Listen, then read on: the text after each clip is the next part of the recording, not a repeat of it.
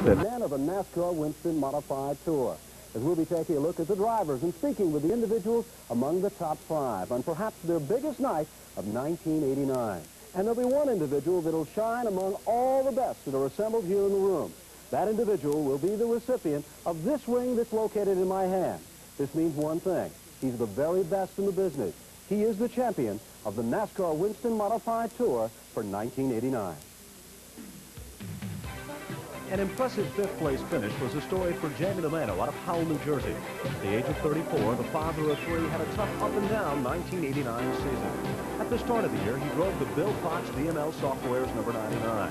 Consistently running up front in the competition, he still would go winless in this automobile. Car number 99 was a terror in the short tracks, and even on the big events, to be run at the Thompson Speedway, the 99 and Jamie Tomaino were considered more than a contender. But then, after the race of champions at the Pocono International Raceway, news had reached Tomaino that he no longer would drive car number 99. Then taking over his weekly short track car, the Danny's Market number U2, Tomaino would take on a new challenge. That challenge would be to compete on the NASCAR Modified Tour with a regular weekly racing series car.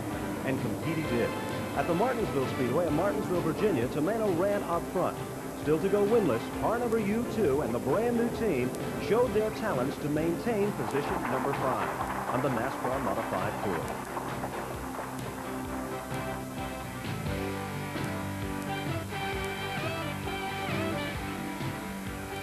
The defending champion of the NASCAR Modified Tour finished in the 4th spot for 1989.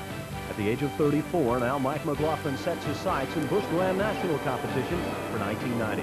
But during 1989, for a while at the start of the season, he looked like he'd be the champion for a consecutive year of competition. Winning major events to be run at the Thompson International Speedway, like the Icebreaker event, started things off impressively for 1990. And then at Indianapolis Raceway Park, he was back in the winner's circle once again. And it seemed that just about wherever he went in the first half of the year, he was a contender, with another victory coming at the New London Waterford Speed Bowl. Then havoc would strike. The good luck would change to bad. And at the Thompson International Speedway, he quickly would drop from his point lead to further back in contention. Then at Shangri-La Motor Speedway, Tony Hirschman and Mike McLaughlin would come together. And that would change just about everything for the McLaughlin team. But Mike McLaughlin still wouldn't give up. At the World Series, he'd finish in the runner-up spot. Defending champion of the NASCAR Winston Modified Tour probably would finish in the 4th spot as he now sets his sights on bigger and better things.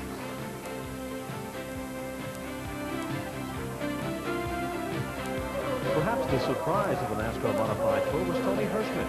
At the start of the season, practically no one knew who Tony Hirschman was. A front-runner at facilities like Shangri-La, he had now moved to the NASCAR Winston Modified Tour. And move he did. With car number 1, he was looking to be number 1. And at major events to be run, the battle seemed to be already developing between him and car number 44. Reggie Ruggiero and Tony Hirschman seemed to battle event after event. Hirschman would win sometimes, but Reggie would win most of the time. But then at the Stafford Motor Speedway, the heat of the excitement and the controversy took its toll. Reggie Ruggiero and Hirschman had come together, and Ruggiero would let Hirschman know he wasn't pleased with things at all. In the closing laps of the event, Ruggiero would fight back, Hirschman would get away. But the controversy from this event would be felt at other events, as both the teams were at odds, and that could be costly for all.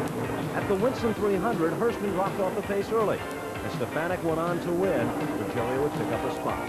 But at the Pocono Race of Champions, it was Hirschman in the winner's circle.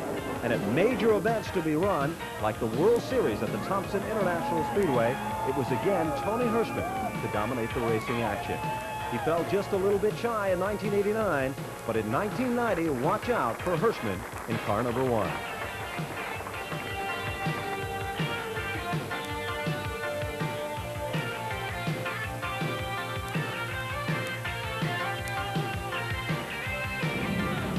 For some drivers, second would be good enough, but for Reggie Ruggiero, second just wasn't good enough. And he gave it his very best in 1989. Reggie Ruggiero out of Forestville, Connecticut, was one of the stars of the Modified Tour. It keeps both action on and off the racetrack as a main part of the show. The 44 race team, owned by Mario Fiore and Teddy Pools, was definitely a contender. Right off the bat at the Martinsville Speedway, Ruggiero would run up front in the competition. Mike McLaughlin, Mike Stefanik, and Mike Iwanitzkos would be the star of this event. But that wouldn't stop Ruggiero and the 44 race team. Back at home on facilities like Monadnock Motor Raceway, they would show how to get to the front of the field and dominate the racing action there. And at Riverhead Raceway, his toughest stop, he'd be back in the winner's circle once again. The Reg was dialed in on the short tracks, and now there was only the big tracks to show his stuff. At the Thompson International Speedway during the Winston 300, he and his team would have their share of problems. But back at home at the Stafford Motor Speedway, he'd give Tony Hirschman and the rest of them a run for the money to be back in the winner's circle. And in the final events at Martinsville Speedway, he'd run right to the back bumper of Jeff Fuller. Remember, Mike Stefanik was out of this event, and Ruggiero thought then that he could become the champion. It was all left to one final event at the Thompson International Speedway. Suddenly, a piece of debris perhaps would cost Ruggiero the title. Would all this would mean that Reggie Ruggiero would be a three-time runner-up on the NASCAR Winston Modified Tour. The talented man with Mario Fiore had finished in the #2 spot. In 1990, he made it known that he wanted to be the champion again. Mario told me to talk close to the mic so everybody could hear me. I told him I'd be lucky if I could reach it. But he didn't want to give a speech tonight, so I guess I got stuck. I'm very proud tonight to be here receiving seasonal awards for the 1989 Winston Modified Tour. For this, I'd like to thank NASCAR, Winston, and Winston for their participation and contributions to the tour's programs and point funds. My records in 1989, well, second in the regional points, we missed that by 5 points. Second in the tour, missed that by 6 points. Second, 3 years in a row, here it goes. On the tour, there's only one thing I could say, we'll be back.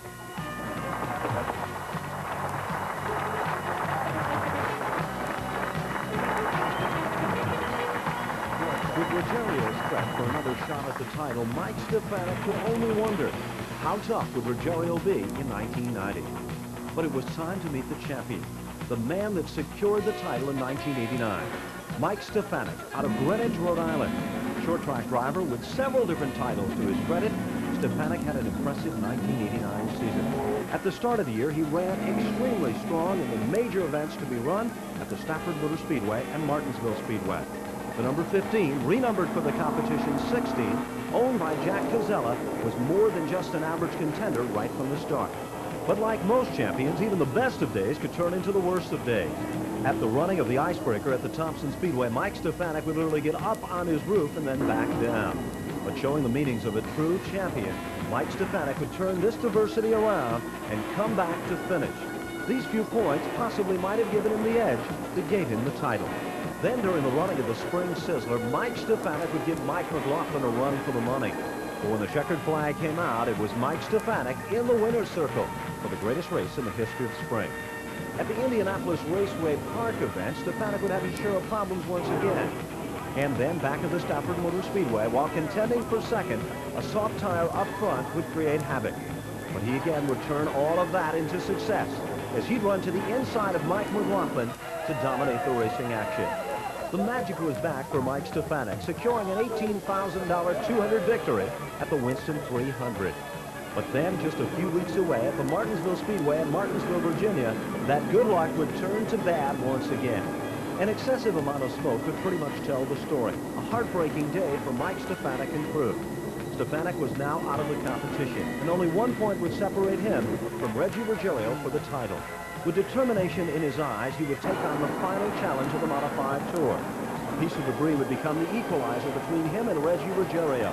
But when it came down to the wire, only one man was the best, and it would be Mike Stefanik. The 1989 champion from West Greenwich, Rhode Island, Mike Stefanik.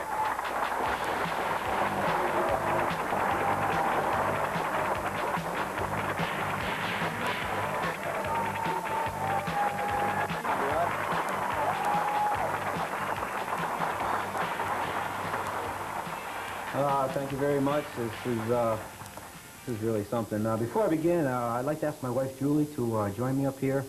She's seen a lot of low times and bad times, and I'd like her to stand by and see the good times.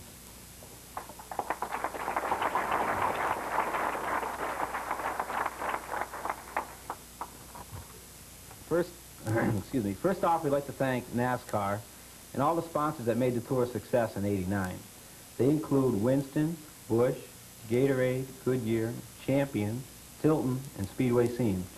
I would also like to thank Ben Dodge, TV Tim, and Brian Danko, and everyone at NESN for their time and dedication to the promotion of the modified tour. I'm glad my mother and father can make it up here from Florida, and I wish my brother could have been here. He rated drivers, not by the amount of wins, but by the championships, and he considered them the highest goal. And I always kind of argued the point. I thought winning the races would be real good, but I wouldn't trade this ring for all the wins we have. And if there is such a thing as Cloud 9, and I know there is, I'm floating on it. Thank you very much.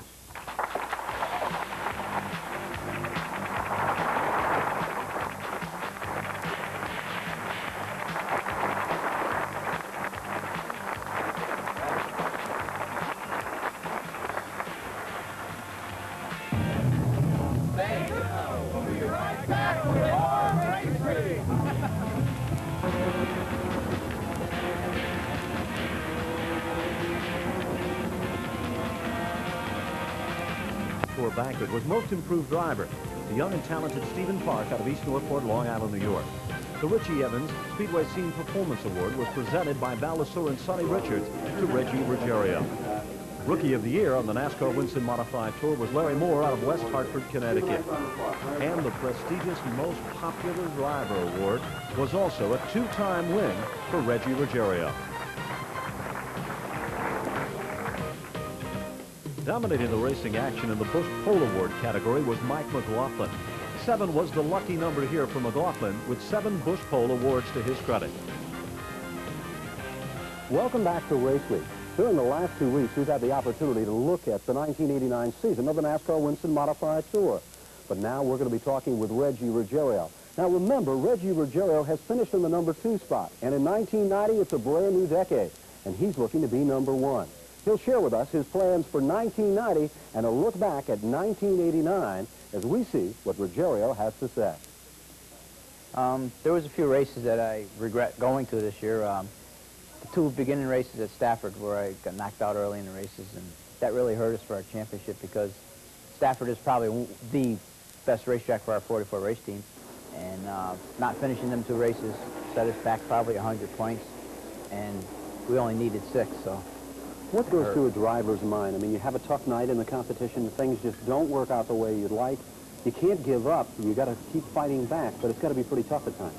Yeah, this year we had our share of bad luck, and then we were on a roll for a while, and we started doing real good, and we started getting up there in points. Never did lead it, you know, basically, and we were just hoping for that one little break, and it came to Martinsville, and Mike Stefanik unfortunately had a blown motor at the beginning of the race, and we ended up only 1 point behind and going into the final race. And I thought it was going to be our year this year, but fate had a flat tire the last race, and that's all it took.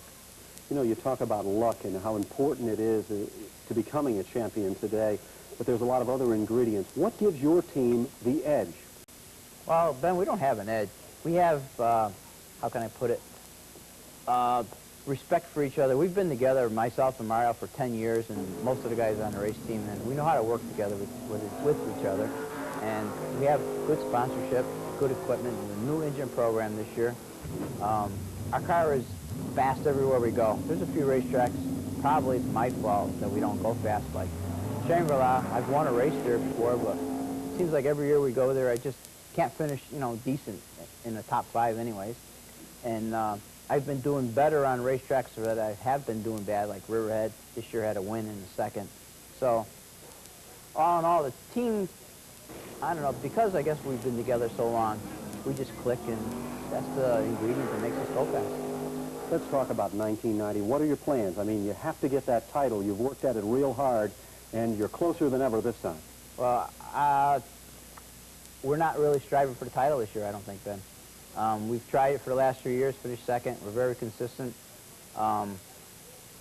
It's not out of our possibility of winning it, but I think we're going to, depending on our sponsorship, we'll probably be running more to make money this year.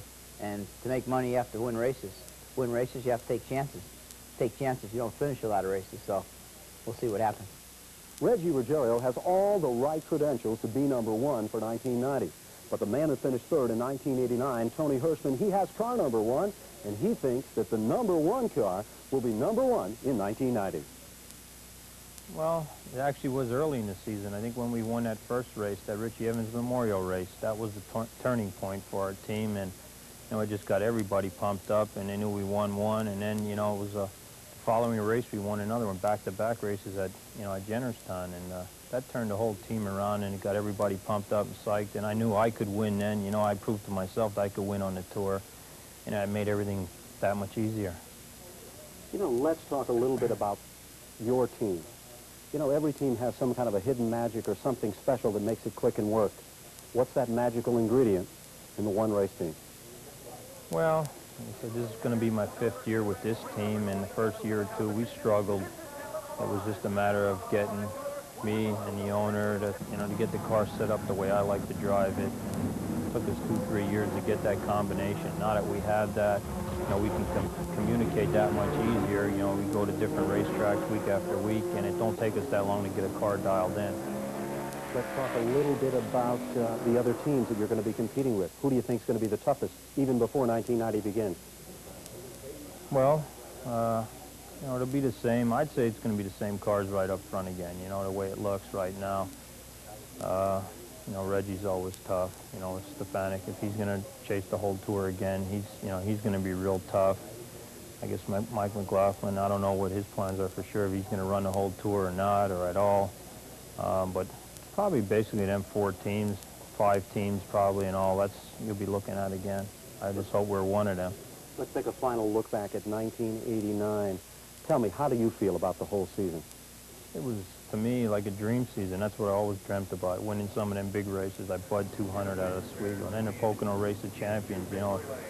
For me, that was the whole season, them 2 races, and it just, I just feel great, I'm just glad, we're here tonight, we finished 3rd in the standings, and, everything comes along real fine for 1990.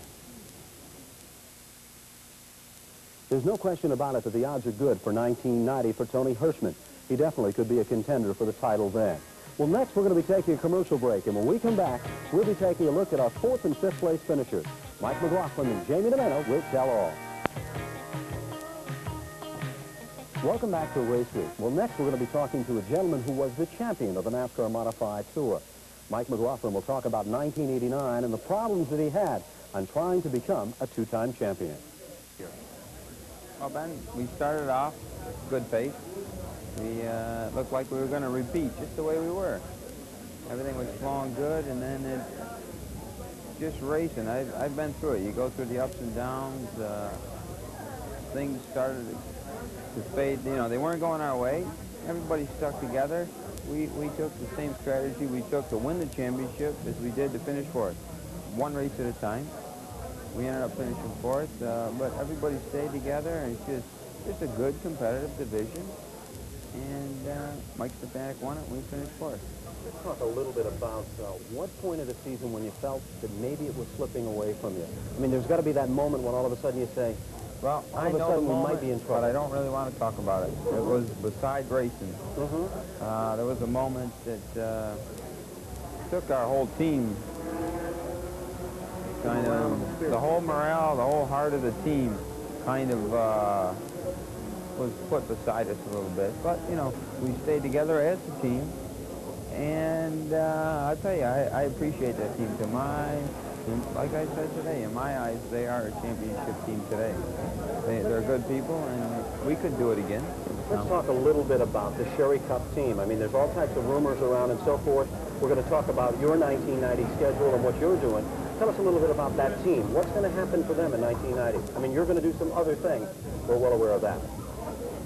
At this point, Mike and Harry Griechi purchased a Rob Moroso car with a motor.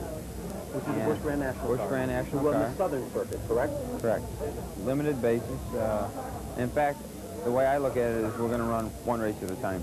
But we're approaching each race with a competitive race car. I mean, we've got a car that's won. We've got 2 motors that are good horsepower, capable of winning. It's just a matter of me adapting to that type of racing. So, but that's the way I wanted it. I just know that I've got the equipment under me And it's a matter of me, you know, adapting. You know, I don't want no excuses. I don't want no nothing. I want to go down there. I want to run good. And I don't want to, you know, search around why I'm not. That's why we paid a little extra money for a car. But in my mind, I know we got a car, and I feel they're working with us. But we don't have any depth to the team. So we're going one race at a time. Let's talk about one thing. I'm going to put you on the spot. What kind of advice would you give to Mike Stefanik? You were the champion. He is now the champion. What kind of a tip could you give him, if there's anything? Same approach I took. Take it one at a time, and you can't deal with all the, you know, the hype that goes along with it. I mean, it doesn't mean anything. I mean, it means something to achieve that point, but you have to just approach it one race at a time. Mike McLaughlin had a tough 1989 season. There is no question about that. And for 1990, he's making some changes that could put him into the limelight in another division of competition. Well, Jamie Tomaino also had a tough season. He changed and drove for 2 different teams, but still managed to finish impressively among the top 5. Well, the season started pretty rough for us, even though we were running good most of the time. Just had no luck at all. As the year went, we steadily kept on creeping up on the guys, but as far as finishing any farther than 5th was really going to be hard to do. We got the 5th in points by the time we went to Oswego, and from there on out, we were looking strong to finish out the season. I went to Pocono, it's probably my favorite track there is, and I wanted to finish real good there, but not knowing at that time I was going to be relieved of my duties as far as driving the car that I was driving, and from there on out, we had to go and look for another team. I was fortunate enough that my Saturday night ride became my tour ride to finish out the season. Let's talk a little bit about that situation. I mean, you had a great deal of success driving for the original car owner that you started the season. Were you prepared at all to make a transition like that, or was it just done on impulse overnight? Yeah, well, as far as I'm concerned, it was done probably with some misunderstanding. It just came about overnight. My own self wasn't ready for it. But the things like that do happen. There was no hard feelings between neither one of us. We both went our own ways. We're both still good friends, and we're going to continue being good friends, and we'll go from there. Let's talk about the new team that you came up with. Not only was it very, very competitive, you ran just as well in that car, and that was a new team, the combination. Tell us about the people. Right, well, my Saturday night ride consists of the owner of Danny Us from Mattawan. We were running Saturday nights with a real good car for running World Stadium, but overnight we had to change everything over so we could run the tour. The car was a very good car. We had good motors and good equipment. Just trying to make the transition with all the guys and stuff is the hardest part. So 1990, we'll be ready for everybody. Congratulations to the man of the NASCAR Winston Modified Tour and the champion Mike Stefanik for an impressive 1989 season. Well, now that 1989 is over, it's time to look ahead at 1990. And the brand new schedule was also announced here at the Sheraton in plans for the 1990 season.